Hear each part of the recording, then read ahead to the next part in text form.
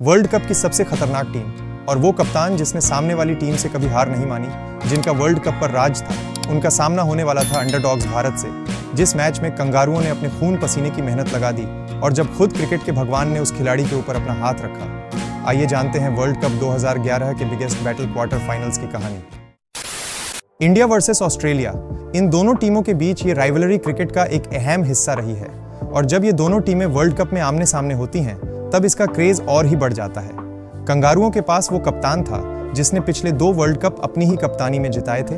World cup की सबसे खतरनाक टीम ऑस्ट्रेलिया इसीलिए भी थी क्योंकि वो 4 वर्ल्ड कप जीत चुके थे और पिछले 3 वर्ल्ड कप लगातार जीत कर आ रहे थे, जिसमें से 2003 और 2007 के वर्ल्ड कप उसी कप्तान रिकी पोंटिंग की अगुवाई में आए थे। 2003 वर्ल्ड कप फाइनल भारत और ऑस्ट्रेलिया के बीच खेला गया था, जिसमें ऑस्ट्रेलिया ने भारत को बुरी तरह से मात दी और वो वर्ल्ड कप अपने नाम किया। ये सदमा इतना बड़ा था कि भारतीय टीम इसे आज तक नहीं भूल पाई थी और इसी का बदला लेने के लिए आज इन दोनों टीमों के बीच एक करारी शिकस्त होने जा रही थी। लेकिन ये इतना आसान नहीं था क्योंकि उनके पास वो कप्तान था जिसने वर्ल्ड कप में कप्तानी करते हुए आज तक हार ही नहीं मानी। और दूसरा, वो जो टॉस होने के बाद पता चलता है 24 मार्च 2011 अहमदाबाद का मोटेरा स्टेडियम इस वर्ल्ड कप की सबसे बड़ी शिकस्त के लिए तैयार था, जहां आज या तो भारतीय टीम अपने वर्ल्ड कप के सपने के एक कदम और नजदीक आने वाली थी या फिर ऑस्ट्रेलिया का वर्ल्ड कप पर राज आज यही खत्म होने जा रहा था। ऑस्ट्रेलियाई कप्तान रिकी पोंटिंग टॉस जीतकर पहले बल्लेबाजी करने का फैसला करते हैं और ये टॉस भारतीय टीम और दर्शकों को एक झटका देता है। भारतीय टीम अपने पिछले 6 मैच ऑस्ट्रेलिया के सामने चेस करते हुए हारी है। ये आंकड़े भारत के लिए चिंता का विषय थे, लेकिन ये धोनी के धुरंधर आज अनहोनी को होनी में बदलने आए थे। अब मैच की शुरुआत होती है और ऑस्ट्रेलिया के शेन वॉटसन और ब्रैड हेडिन भारतीय गेंदबाजों का सामना करने के लिए तैयार थे। ऑस्ट्रेलियन टीम की एक अच्छी शुरुआत होती है। पहले पावर प्ले में ऑस्ट्रेलिया अपना विकेट बचाने में सफल हो रही थी, लेकिन 10वें ओवर की आखिरी गेंद पर ब्रैड हेडिन अश्विन के स्पिन के जाल में फंस जाते हैं और अब क्रीज पर आ चुका था वो खिलाड़ी जिसके सामने कोई भी टीम मायने नहीं रखती थी। मगर पोंटिंग इस वर्ल्ड कप में अपनी फॉर्म को ढूंढ रहे थे, लेकिन शायद आज वो इस मैच में अपना जादू बिखेरने वाले थे।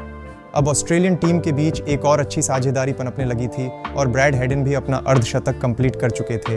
यहाँ भारतीय टीम को एक विकेट की तलाश थी और धोनी ने अब गेंद अपनी टीम के सबसे सफल खिलाड़ी युवराज को थमाई और जैसी धोनी को उम्मीद थी, युवराज ने हेडिन का विकेट चटका डाला और भारतीय टीम को एक ब्रेक थ्रू दिलाया। उसके बाद कंगारुओं के बीच एक और अच्छी पार्टनरशिप बिल्ड हो चुकी थी, लेकिन फिर से युवराज ने एक और विकेट चटका डाला। जहीर खान और युवराज ऑस्ट्रेलियन टीम को मुश्किल में डाल चुके थे, लेकिन उनका कप्तान अभी भी क्रीज पर मौजूद था, जो किसी भी गेंदबाज से नहीं डरता था और धीरे धीरे रिकी पोंटिंग ने अपना शतक भी पूरा किया। जिस बल्लेबाज की फॉर्म पूरे वर्ल्ड कप में नहीं रही, आज उसी का बल्ला चल चुका था और आखिरकार डेविड हसी के कुछ फिनिशिंग टचेस के साथ ऑस्ट्रेलिया 50 ओवरों के अंत तक बोर्ड पर 260 रन जड़ देती है। ऑस्ट्रेलियन पेस अटैक के सामने ये टोटल चेस करना भारतीय टीम के लिए काफी मुश्किल पड़ सकता था, लेकिन अपनी धुआंधार बल्लेबाजी के साथ भारत इस टोटल को चेस करने के लिए उतरती है। विस्फोटक वीरू और master blaster Sachin Tendulkar chase का पीछा करने क्रीज पर आते हैं। दोनों ही धमाकेदार अंदाज से पारी की शुरुआत करते हैं, लेकिन वीरेंद्र सहवाग वॉटसन की बाउंसर का शिकार बनकर पवेलियन लौट जाते हैं। मगर भारत को बड़ा झटका तब लगा जब 19वें ओवर में सचिन तेंदुलकर एक एज के चलते आउट करार दिए जाते हैं, लेकिन अंपायर ने सचिन को बीच रास्ते में ही रोक दिया और गेंद को दोबारा चेक करने के लिए कहा गया, मगर अंत में सचिन को आउट होकर जाना ही पड़ा और ये भारत के लिए एक बहुत ही बड़ा झटका था। इसके बाद जैसे तैसे गंभीर ने पारी को संभाला, लेकिन भारत की कोई भी पार्टनरशिप क्रीज पर ज्यादा देर टिक नहीं पाई और 34वें ओवर में युवराज की एक छोटी की गलती से सेट बैट्समैन गंभीर को रनआउट होकर वापस जाना पड़ता है। यहाँ तक कि खुद कप्तान MS धोनी भी मात्र 7 रन बनाकर अपना विकेट गंवा देते हैं। भारत इस समय बहुत बड़ी समस्या में फंस चुका था। भारत की कोई भी पार्टनरशिप ज्यादा देर नहीं टिक पा रही थी और ऑस्ट्रेलिया जैसी खतरनाक टीम के सामने अपने 5 विकेट बचाना आसान नहीं था। अभी भी भारत को जीत के लिए 76 गेंदों में 74 रनों की जरूरत थी।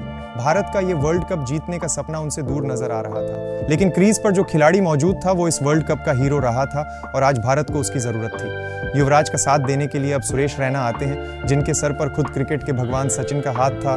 जी हाँ दोस्तों, जब रैना मैदान पर जाने के लिए पैड पहन रहे थे तब सचिन ने उनसे कहा था, रैना मुझे लगता है आज तुम्हारा दिन है, जाओ और मैच जिताकर आओ। उसके बाद रैना और युवराज ने ऑस्ट्रेलियन गेंदबाजों को सबक सिखाया और तेजी से चेस का पीछा करना शुरू किया।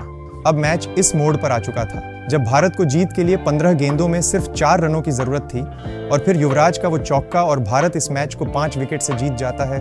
युवराज की वो दहाड़ साफ बयां कर रही थी कि भारत ने 4 बार विश्व चैंपियन ऑस्ट्रेलिया को वर्ल्ड कप से बाहर किया है और साथ ही अब भारत सेमीफाइनल्स में अपनी जगह पक्की कर चुका था। पूरे स्टेडियम में जश्न का माहौल था और वहीं दूसरी तरफ ऑस्ट्रेलियाई खिलाड़ियों के चेहरे देखने लायक थे। अब भारत वो टीम बन चुकी थी जिसे कोई नहीं हरा सकता था। इस जीत के साथ अब उन्हें अपने आप पर भरोसा और बढ़ चुका था। अब 30 मार्च 2011 को भारत का मुकाबला सेमीफाइनल्स 2 में पाकिस्तान से होने वाला था। वो मुकाबला बहुत ही ज़्यादा शानदार होने वाला था क्योंकि इंडिया और पाकिस्तान की राइवलरी अब सेमीफाइनल्स में नजर आने वाली थी। उस मैच की कहानी जानने के लिए हमारी वर्ल्ड कप ग्लोरी की स्पेशल पेशकश रोड टू चैंपियंस के अगले एपिसोड आने तक का इंतजार करें। धन्यवाद।